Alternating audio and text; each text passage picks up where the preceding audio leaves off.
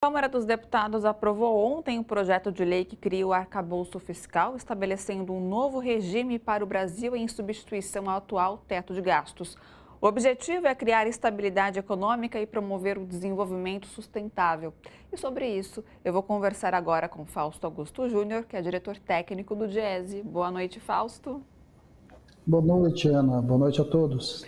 Fausto, esse era o marco fiscal desejado pelo governo ou que foi possível aprovar com esse Congresso que temos?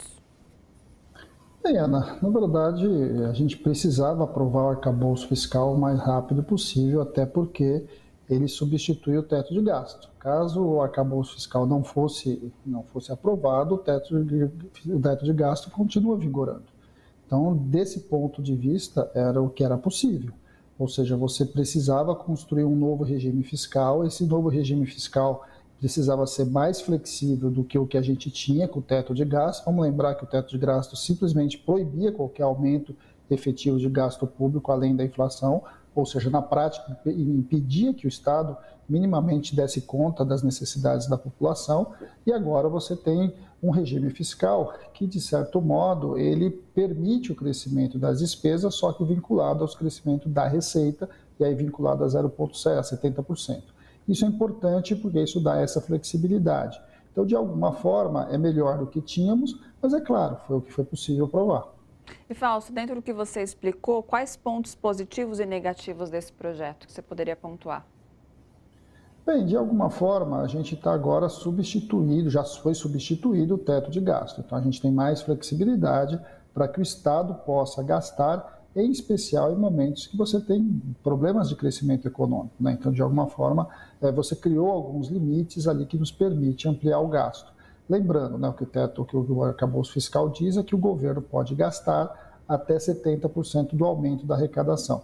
É importante lembrar que a gente precisa, então, garantir crescimento econômico, porque é o crescimento econômico que vai viabilizar aumento de receita e, a partir disso, você vai redefinir tudo isso. Uma outra questão que é importante no caso do arcabouço fiscal é que ele permite excetuar um conjunto de despesas que nós chamamos de investimento. Então, esses investimentos, você definiu patamares mínimos de investimento, são bastante relevantes do ponto de vista de pensar em criar mecanismos para que o Brasil volte a crescer.